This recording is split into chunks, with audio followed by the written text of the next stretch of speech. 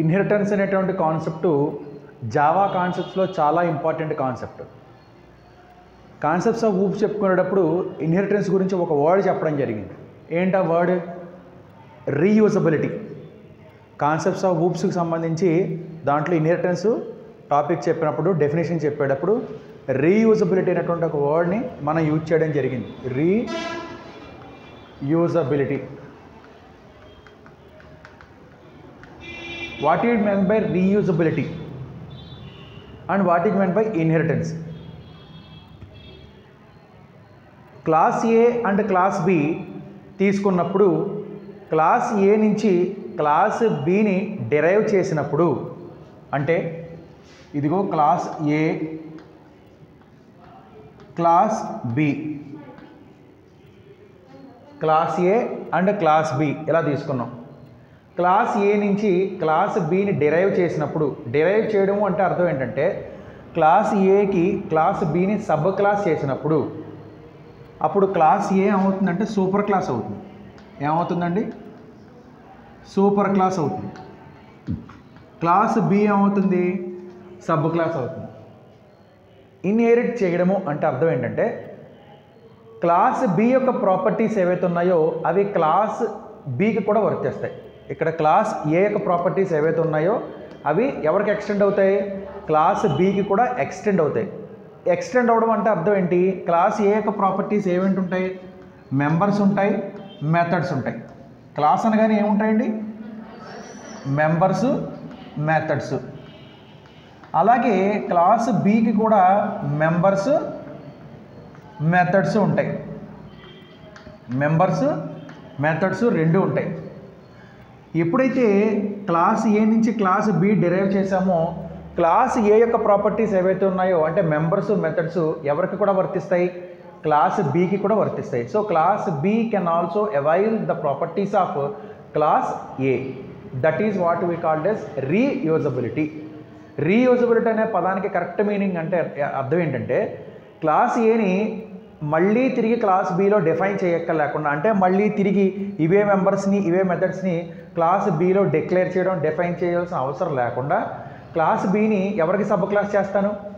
Class ఏకి sub class చేస్తాను. ఎప్పుడైతే క్లాస్ ఏకి క్లాస్ బిని సబ్ క్లాస్ చేసామో ఆటోమేటిక్గా క్లాస్ బికి తన ప్రాపర్టీస్తో పాటుగా క్లాస్ ఏ యొక్క ప్రాపర్టీస్ని కూడా ఉపయోగించుకోగలిగేటువంటి ఫెసిలిటీ ఒకటి వస్తుందన్నమాట. That is what we called yes extend of class A properties to class be without redefining class A. Inheritance యొక్క డెఫినేషన్ అది. Inheritance means extending A class properties to another class without redefining it. దీనికి generalized example ఏం చెప్తామంటే మీ father మీరు ఉన్నారు, లేదా మీ mother మీరు ఉన్నారు. మీ మదర్ని చాలా కాలం తర్వాత చుట్టాలు ఎవరో చూడడానికి వచ్చారు, మీరు కూడా కనిపించారు. కనిపించగానే వెంటనే ఏమంటారంటే మీ అమ్మ చిన్నప్పుడు అచ్చం ఇలాగే ఉండేది అంటారు. ఇప్పుడు మళ్ళీ మీ అమ్మగారు చిన్నతనం అవ్వలేరు కదా. సో మీ అమ్మగారు అప్పుడు చిన్నతనంలో ఏ విధంగా ఉండేవారో ఇప్పుడు నీ చిన్నతనంలో అచ్చం మీ అమ్మని చూస్తున్నట్టే ఉంది. అంటే మీ అమ్మగారి యొక్క క్యారెక్టరిస్టిక్స్ ఏవైతే ఉన్నాయో అవి మళ్ళీ తిరిగి ఎక్కడ ఫామ్ అయ్యాయి? మీలో ఫామ్ అయ్యాయి. అర్థమవుతుందా? That is what we call inheritance. Hereditary means extending characteristics of one person to another person. He may be a daughter, he may be a son. Okay, అది అమ్మాయి కావచ్చు, అబ్బాయి కావచ్చు. తండ్రి నుంచి కానీ తల్లి నుంచి కానీ కొన్ని లక్షణాలని అంటే కాంప్లెక్షన్ కానీ, ఫేషియల్ ఎక్స్ప్రెషన్స్ కానీ, హైట్ కానీ, లేకపోతే వెయిట్ కానీ, వాళ్ళ యొక్క క్యారెక్టరైజేషన్ కానీ తిరిగి మళ్ళీ వాళ్ళ సన్లో డాటర్లో రీయూజ్ అవుతుంటే దాన్ని రీయూజబిలిటీ అంటాం. మళ్ళీ మీ అమ్మగారికో మీ నాన్నగారికో ఆ చిన్నపిల్లల డ్రెస్సులు వేసామా? వేయలేదుగా. వేయలేదు. వేయకుండా మిమ్మల్ని చూడగానే అచ్చం మీ నాన్నగారు చిన్నప్పుడు నీలాగే ఉండేవారు, మీ అమ్మ అచ్చం చిన్నప్పుడు ఇలాగే ఉండేది స్కూల్కి వెళ్ళేటప్పుడు అంటారు. అంటే అర్థం ఏంటంటే మీ అమ్మగారి యొక్క లక్షణాలు మళ్ళీ తిరిగి మీలో చూడగలుగుతున్నారు. సో మీ అమ్మగారు ఏమవుతారంటే సూపర్ క్లాస్ అవుతారు, మీరేమో సబ్ క్లాస్ అవుతారు. అర్థమైందా? So extending one class features to another class is called as inheritance. ఇన్హెరిటెన్స్కి మనం వైవాలో ఒక చిన్న డెఫినేషన్ ఎలా చెప్తాం అంటే రీయూజబిలిటీ అంటాం. రీయూజబిలిటీ మీన్స్ ఇక్కడ క్లాస్ ఏకి నేను ఆబ్జెక్ట్ క్రియేట్ చేశాను OBJ1 అని. క్లాస్ ఏ యొక్క ఆబ్జెక్ట్ ఎవరండి? OBJ1. ఇప్పుడు క్లాస్కి సంబంధించి దాంట్లో ఉండే మెంబర్స్ కానీ దాంట్లో ఉండేటువంటి మెథడ్స్ కానీ యాక్సెస్ చేయాలంటే ఆ క్లాస్ యొక్క ఆబ్జెక్ట్ రావాలా అక్కర్లేదా? According to object oriented programming language ఒక క్లాసులో ఉండేటువంటి మెంబర్స్ని కానీ లేకపోతే ఒక క్లాసులో ఉండేటువంటి మెథడ్స్ని కానీ యాక్సెస్ చేసుకోవాలి అంటే కనుక ఆ క్లాస్ యొక్క ఆబ్జెక్ట్ రావాలి. క్లాస్కి ఆబ్జెక్ట్ క్రియేట్ చేసి ఆ ఆబ్జెక్ట్ ద్వారా ఆ మెంబర్స్ని మెథడ్స్ని యాక్సెస్ చేసుకుంటాము. అర్థమైందా? సో ఇక్కడ నేను OBJ1 అన్నది దాన్ని క్రియేట్ చేశాను. ఏ క్లాస్కి ఆబ్జెక్ట్ ఇది? ఏ అనేటువంటి క్లాస్కి ఆబ్జెక్ట్ని క్రియేట్ చేశాను OBJ1 అని. నెక్స్ట్ B అనే క్లాస్కి నేను ఒక ఆబ్జెక్ట్ క్రియేట్ చేశాను. ఏంటిది? OBJ2 object 2. ఓకే, సో ఏ అనే క్లాస్కి ఏమో ఆబ్జెక్ట్ 1, B అనే క్లాస్కి ఆబ్జెక్ట్ 2ని క్రియేట్ చేశాను. ఇప్పుడు OOP ప్రాపర్టీ ప్రకారం ఆబ్జెక్ట్ 1కి ఏ యొక్క మెంబర్స్ని మెథడ్స్ని యాక్సెస్ చేసుకునేటువంటి రైట్ ఉంటుందా ఉండదా? ఉంటుంది. అవునా కదా? ఆబ్జెక్ట్ ఎందుకు క్రియేట్ చేసుకుంటాం? ఈ మెథడ్స్ని ఎగ్జిక్యూట్ చేయడం కోసమే. సో ఏ యొక్క మెథడ్స్ని ఎగ్జిక్యూట్ చేసుకోగలిగే రైట్ OBJ1కి వస్తుంది. OBJ2కి ఏ రైట్ ఉంటుంది? B అనే క్లాస్లో ఉండేటువంటి మెథడ్స్ యాక్సెస్ చేసుకోగలిగేటువంటి రైట్ OBJ2కి వస్తుంది. అకార్డింగ్ టు ఇన్హెరిటెన్స్ కాన్సెప్ట్ ఇక్కడ B అనేటువంటి క్లాసు ఏ అనేటువంటి క్లాసుకి సబ్ క్లాసు చేయడం వలన OBJ2కి ఏ యొక్క ప్రాపర్టీస్ని కూడా యాక్సెస్ చేసుకోగలిగే అనదర్ రైట్ వస్తుంది అనమాట. అర్థమైందా? అనదర్ రైట్ వస్తుంది. అర్థమైందా? సో ఇక్కడ OBJ2కి ఏం ఫీచర్ యాడ్ అవుతుందంటే B అనేటువంటి క్లాసు ఏ అనే క్లాస్కి సబ్ క్లాస్ అవడం వలన ఏ యొక్క ఫీచర్స్ ఏవైతే ఉన్నాయో ఆ ఫీచర్స్ని కూడా యాక్సెస్ చేసుకోగలిగేటువంటి అవకాశం OBJ2కి వస్తుందన్నమాట.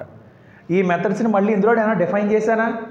డిఫైన్ చేయలేదు. వితౌట్ రీడిఫైనింగ్ ఒక క్లాస్ యొక్క ప్రాపర్టీస్ని మళ్ళీ తిరిగి రీడిఫైన్ చేయక్కర్లేకుండా ఎక్స్టెండ్ చేయడం ద్వారా ఇక్కడ ఎక్స్టెండ్స్ అంటాం. ఎక్స్టెండ్స్ ఏ ఎక్స్టెండ్స్ B అంటే ఏ నుంచి B ఇన్హెరిట్ చేయబడింది అని అర్థం అనమాట. ఎక్స్టెండ్స్ అనే కీవర్డ్ వాడాలి. మన కోడ్ రాసేటప్పుడు class B extends class A అంటాం. Class B extends class A అంటాం. మీ పేరు డాటర్ ఆఫ్ మీ అమ్మగారు మీ నాన్నగారి పేరు అంటారు. అండ్ అప్పుడు మీ నాన్నగారు కనెక్ట్ అవుతారు. పలానా వాళ్ళ అమ్మాయివా లేదా పలానా వాళ్ళ అబ్బాయివా అంటారు. కనబడుతోంది చూడగానే అచ్చం మీ నాన్నగారి పోలిక అంటాం. అనగానప్పుడు మీ నాన్నగారిని చూస్తున్నట్టు ఉంది అంట. సో మీ నాన్నగారి యొక్క అప్పటి లక్షణాలు మళ్ళీ తిరిగి అక్కడ రీయూజ్ అవుతున్నాయి, నీలో రీయూజ్ అవుతున్నాయి అన్నమాట. That is what we called as reusability. Okay, so ఇక్కడ ఏ యొక్క ఆబ్జెక్ట్ OBJ1కి కేవలం ఏ యొక్క ప్రాపర్టీస్ని మాత్రమే యాక్సెస్ చేసుకోగలిగేటువంటి రైట్ ఉంటుంది. కానీ ఇన్హెరిటెన్స్ కాన్సెప్ట్ ద్వారా B అనేటువంటి క్లాస్ని ఏ అనేటువంటి క్లాస్కి సబ్ క్లాస్ చేయడం వలన OBJ2కి ఏ యొక్క ప్రాపర్టీస్ని కూడా యాక్సెస్ చేసుకోగలిగేటువంటి అనదర్ రైట్ ఉంటుంది. That is the advantage of inheritance. అర్థమైందా? అది ఇన్హెరిటెన్స్లో ఉండేటువంటి అడ్వాంటేజ్ అనమాట. Now types of inheritance.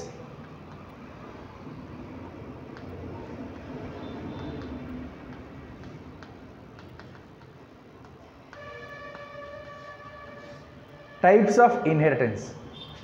Single inheritance,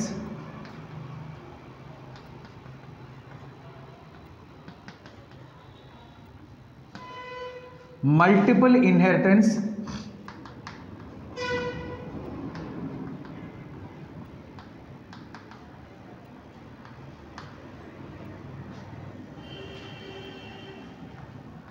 multi-level inheritance,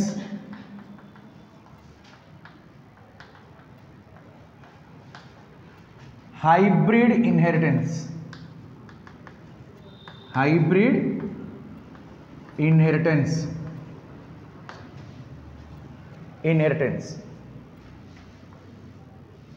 ఏంటి దీంట్లో ఉండేటువంటి కేటగరైజేషన్ ఏంటంటే మొట్టమొదటి సింగిల్ ఇన్హెరిటెన్స్ తీసుకున్నాం. ఏ అనే ఒక క్లాస్ ఉంది, B అనేటువంటి ఇంకొక క్లాస్ ఉంది. There are 2 classes A, B. Super class sub class రెండు ఒక్కొక్కటి మాత్రమే ఉంటే, అంటే ఒక సూపర్ క్లాస్ నుంచి ఒక సబ్ క్లాస్ని మాత్రమే డిరైవ్ చేస్తే అప్పుడు ఇది ఎలాంటి ఇన్హెరిటెన్స్ అంటామండి? సింగిల్ ఇన్హెరిటెన్స్ అంటాం. In this type of inheritance there are only 1 super class and 1 sub class. అర్థమైందా? ఏదైతే డిరైవ్ చేస్తుందో దాన్ని సూపర్ క్లాస్ అంటాం. ఎవరైతే డిరైవ్ చెయ్యబడుతున్నారో వాడిని సబ్ క్లాస్ అంటాం. ఇప్పుడు ఇందులో సూపర్ క్లాస్ ఎవరు? A. సబ్ క్లాస్ ఎవరు? B. ఇది సింగిల్ ఇన్హెరిటెన్స్ అంటాం. What about multiple inheritance?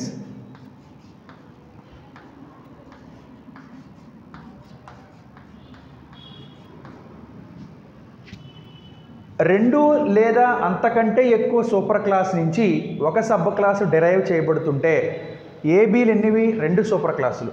దీని నుంచి ఎన్ని డెరైవ్ చేస్తున్నాం? ఒక సబ్ క్లాస్ని డెరైవ్ చేస్తున్నాం. ఈ టైప్ ఆఫ్ ఇన్హెరిటెన్స్ ఏమంటాం అంటే మల్టిపుల్ ఇన్హెరిటెన్స్ అంటాం. But according to Java concept it is not possible to perform multiple inheritance through classes. క్లాసెస్లో ఇన్హెరిటెన్స్ అనేటువంటి కాన్సెప్ట్కి వచ్చేసరికి క్లాసెస్ ఉపయోగించి ఒకటి కంటే ఎక్కువ సూపర్ క్లాస్ నుంచి ఒక సబ్ క్లాస్ని డెరైవ్ చేయగలగడం రిస్ట్రిక్ట్ చేయబడింది. లేదు, క్లాసెస్ ఉపయోగించి. సార్ మరి మల్టిపుల్ ఇన్హెరిటెన్స్ చేయాలంటే ఏం చేయండి? ఎవరిని ఉపయోగించేస్తాం? ఇంటర్ఫేసెస్ ఉపయోగించేస్తాం. ఎవరిని ఉపయోగించేస్తాం అండి? Interfaces. So it is not possible and it is not permitted to perform multiple inheritance using classes in Java. But how to perform multiple inheritances in Java? Instead of classes, we use interfaces. Interfaces అనేటువంటి concept వస్తుంది. అవి కూడా క్లాసులు లాంటివే. వాటికి వీటికి తేడా ఏంటనేది మనం ఆ కాన్సెప్ట్ వచ్చినప్పుడు చెప్పుకుంటాం.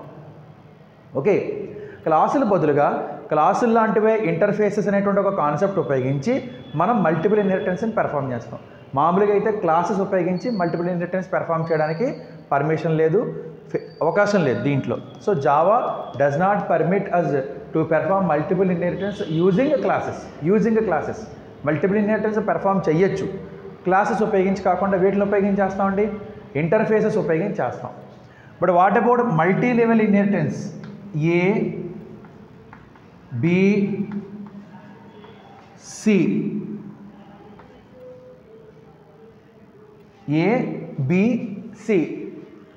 Grand father, father and sun.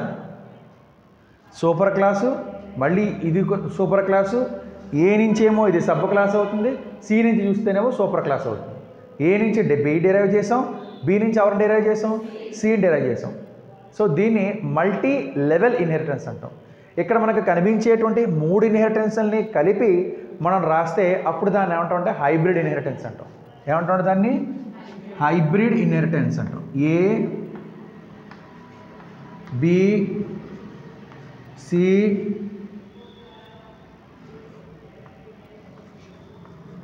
D, ABCD. చూడండి, మీకు అన్ని రకాల ఇన్హెరిటెన్స్లు దీంట్లో వస్తాయి. ఏబి మాత్రమే తీసుకుంటే అది ఏ ఇన్హెరిటెన్స్ అవుతుంది? సింగిల్ ఇన్హెరిటెన్స్ అవుతుంది. నెక్స్ట్ బీసీడీని చూస్తే ఏమవుతుంది?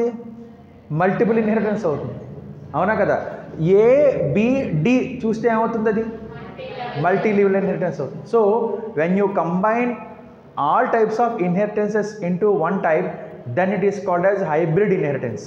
సింగిల్, మల్టీ లెవెల్, మల్టిపుల్ 3 రకాల ఇన్హెరిటెన్సెస్ మనకి కంబైన్ చేసి మనం క్లాస్ తయారు చేయగలిగితే, ప్రోగ్రామ్ తయారు చేయగలిగితే అప్పుడు ఆ టైప్ ఆఫ్ ఇన్హెరిటెన్స్ ఏమంటాం అంటే హైబ్రిడ్ ఇన్హెరిటెన్స్ అంటాం. Okay, so these are the types of inheritance. Okay, ఇక్కడ మనం రాసేటప్పుడు ఏం చేయాలంటే ఎక్స్టెన్షన్ రాయాలి. ఏమని రాయాలండి? ఏ ఎక్స్టెన్స్ బి మీన్స్ ఏ మళ్ళీ తిరిగి బిలో రీయూజ్ అవ్వబడుతుంది. ఎవరి నుంచి ఎవరు ఎక్స్టెండ్ చేయబడుతున్నారో వీళ్ళనేమో సూపర్ క్లాస్ అంటాం, బీని ఏమంటామండి? సబ్ క్లాస్ అంటాం. ఎక్స్టెండ్స్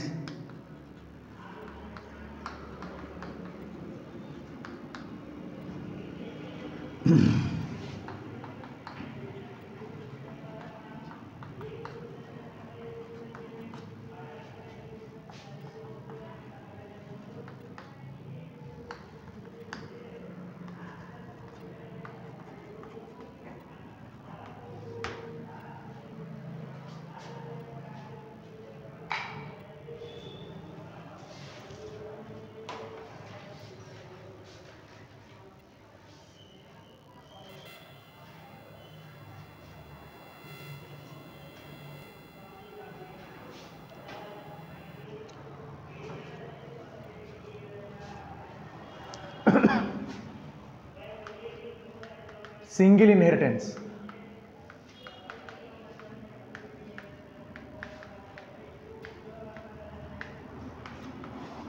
సింగిల్ ఇన్హెరిటెన్స్లో ఏమని చెప్పుకున్నాం?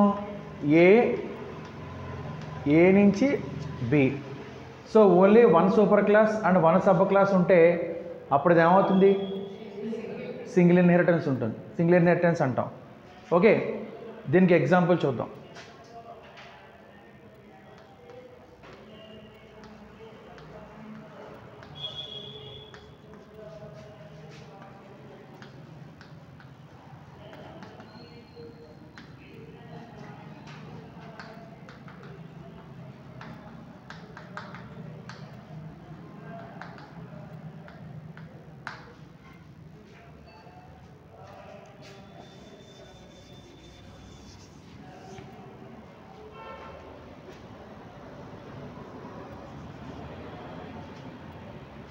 import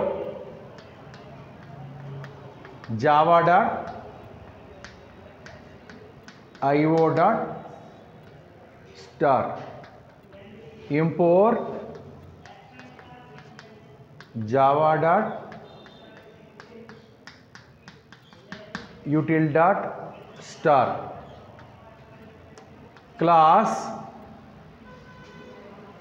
ఏ క్లాస్ పేరు ఏం పెట్టుకున్నానండి నేను ఏ అని రాసుకున్నా. Float length breadth A float x comma float why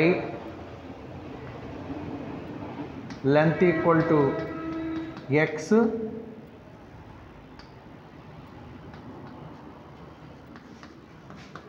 breadth equal to y. ఒక మెథడ్ రాశాను నేను, ఆ మెథడ్ పేరు అచ్చం క్లాస్ పేరులాగే ఉంది. అప్పుడు ఏమవుతుందండి,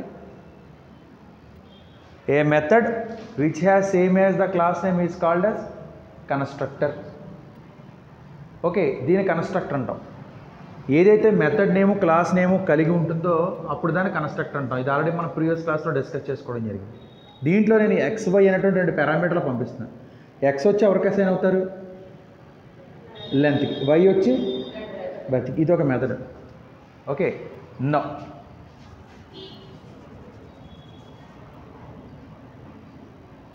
క్లాస్ బి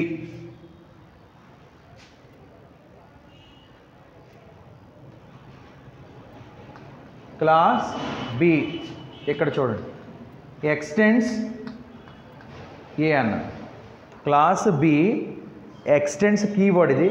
ఏమని చెప్పాను, ఏ అన్నాను.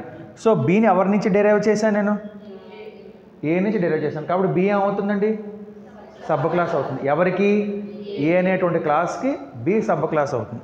నో ఫ్లోట్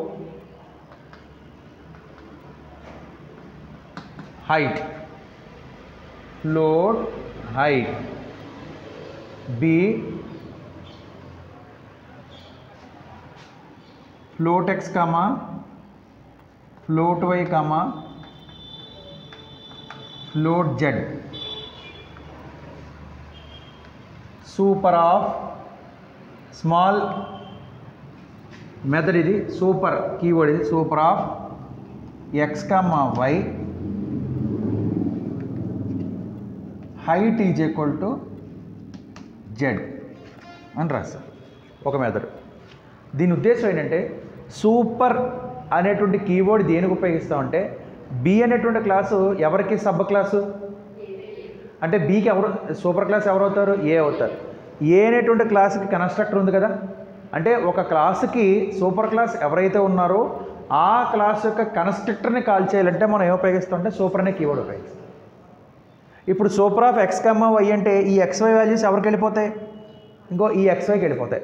ఆ ఎక్స్ ఎవరికి వస్తుంది, లెంత్కి బ్రెడ్త్కి అనమాట. సో సూపర్ అనేటువంటి చాలా ఇంపార్టెంట్ కీవర్డ్, మీకు షార్ట్స్లో అడుగుతాడు. So what is meant by super keyword అంటే ఎక్స్ప్లెయిన్ అబౌట్ సూపర్ అని చెప్పి. Super is a keyword which is used to invoke super class constructor. ఒక క్లాస్కి సూపర్ క్లాస్ ఎవరైతే ఉన్నారో ఆ సూపర్ క్లాస్ యొక్క కన్స్ట్రక్టర్ని ఇన్వోక్ చేయడం కోసం సూపర్ అనే కీవర్డ్ ఉపయోగిస్తాం. ఇప్పుడు బి అనే క్లాస్కి సూపర్ క్లాస్ ఎవరు, ఏ అనే క్లాస్కి కన్స్ట్రక్టర్ ఇగో ఇది కదా, ఇది ఇన్వోక్ అవుతుంది. అంటే ఏ అనే మెథడ్ కాల్ అయిపోతుంది ఇక్కడ. అంటే ఏం జరుగుతుంది, ఎక్స్ వైకి ఈ వాల్యూస్ అసైన్ అయ్యి ఎక్స్ ఏమో లెంత్కి, వై ఏమో బ్రెడ్త్కి అసైన్ అవుతుంది. ఇప్పుడు నెక్స్ట్ మిగిలిన జెడ్ ఎవరికి అసైన్ అవుతుంది, హైట్. అంటే లెంత్ బ్రెడ్త్ హైట్ 3 కూడా అసైన్ అయిపోతాయి. దేని ద్వారా, బి అనేటువంటి కన్స్ట్రక్టర్ ద్వారా. ఇది కన్స్ట్రక్టర్ అయినా కదా. ఇంకో ఈ క్లాస్ పేరేంటి, బి. మెథడ్ పేరు ఏం రాశాను, బి. సో మెథడ్ పేరు క్లాస్ పేరు కూడా సేమ్ ఉంటుంది, కన్స్ట్రక్టర్ అవుతుంది. కన్స్ట్రక్టర్ వల్ల అడ్వాంటేజ్ ఏంటి, ఎప్పుడైతే ఆబ్జెక్ట్ క్రియేట్ చేస్తామో అప్పుడే మెథడ్ కాల్ అయిపోతుంది. No need to execute or no need to call particularly by using object.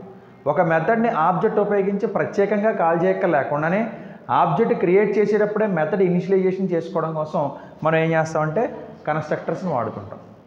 ఇంకొక మెథడ్ రాద్దాం దీంట్లో.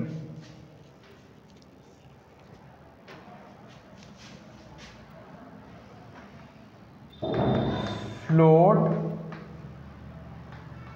CAL కి return length into breadth into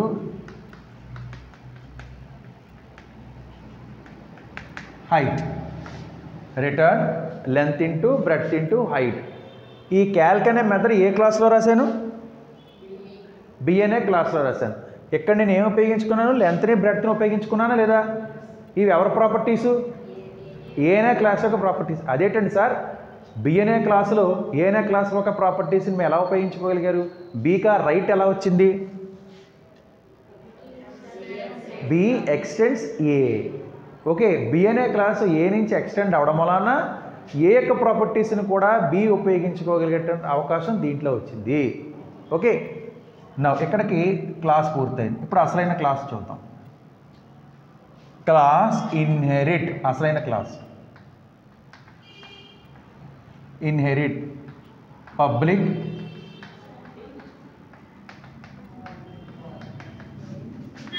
void main string args.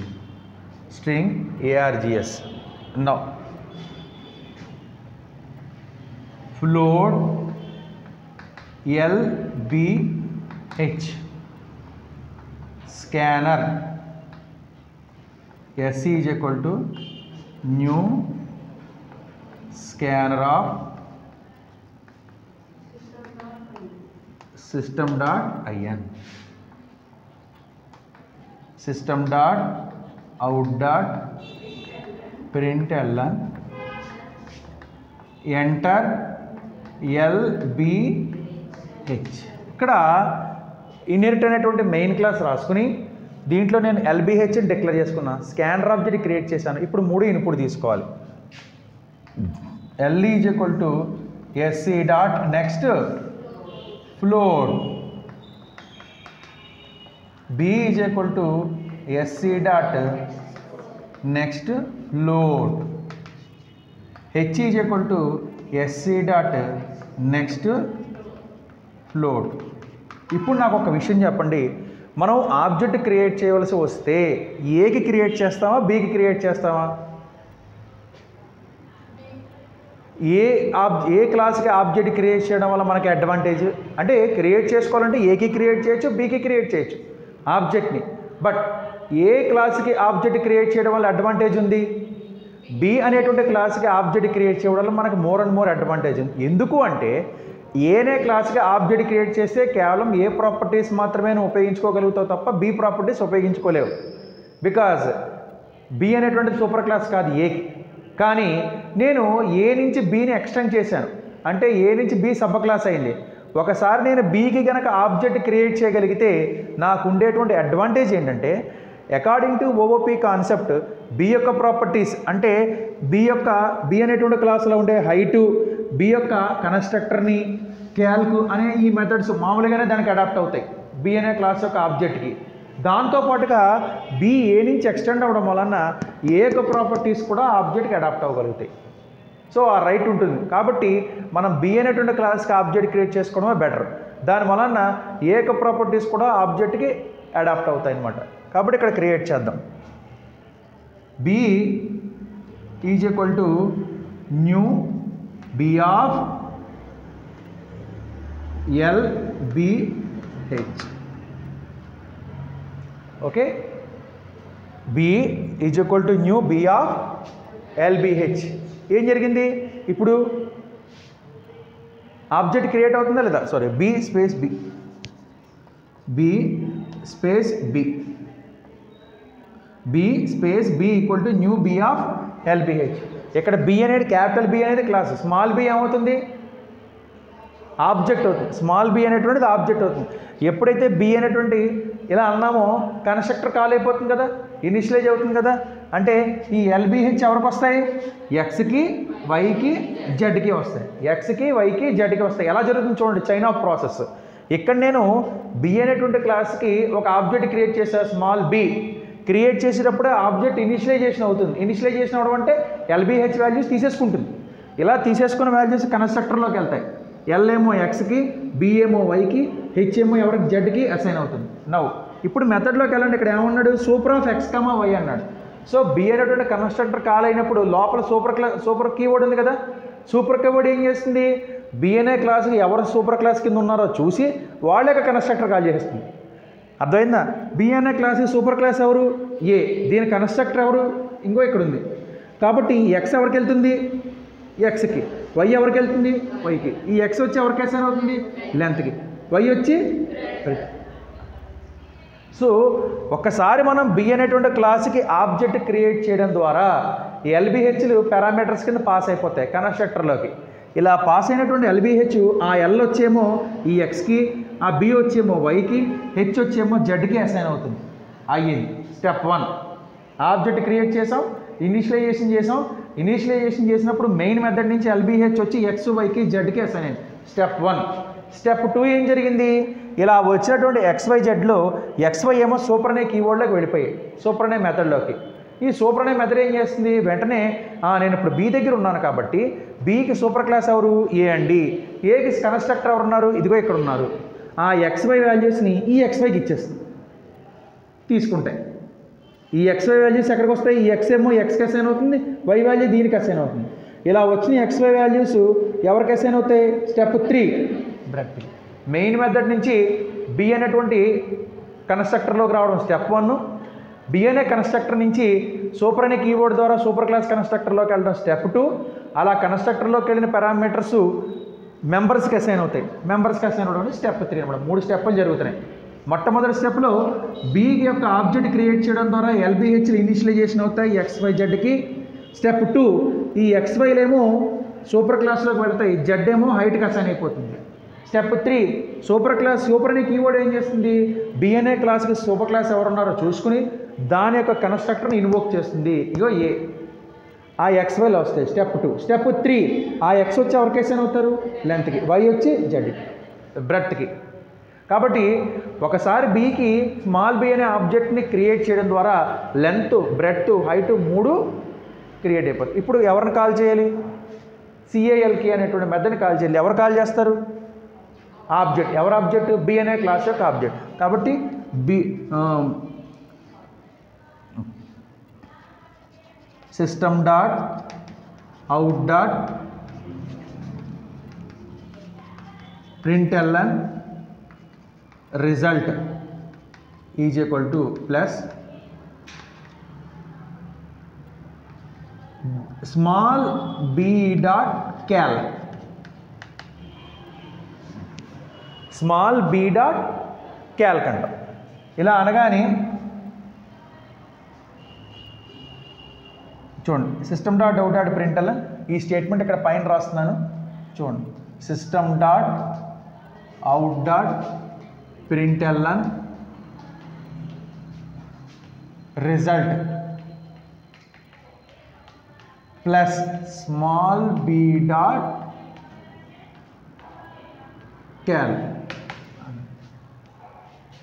Calculation ఏం చేస్తుంది, లెంత్ ఇంటూ బ్రెడ్త్ ఇంటూ హైట్ని క్యాలిక్యులేట్ చేసి రిటర్న్ చేసేస్తుంది రిజల్ట్ని. ఆ రిజల్ట్ ఇక్కడ ప్రింట్ అవుతుంది. అర్థం నుంచే 3 ఫ్లోట్ కాబట్టి ఇక్కడ రిటర్న్ టైప్ ఏం రాశాను, ఫ్లోట్ రాశాను. కాన్సెప్ట్ అర్థమైంది కదా. So this is about single inheritance. Out.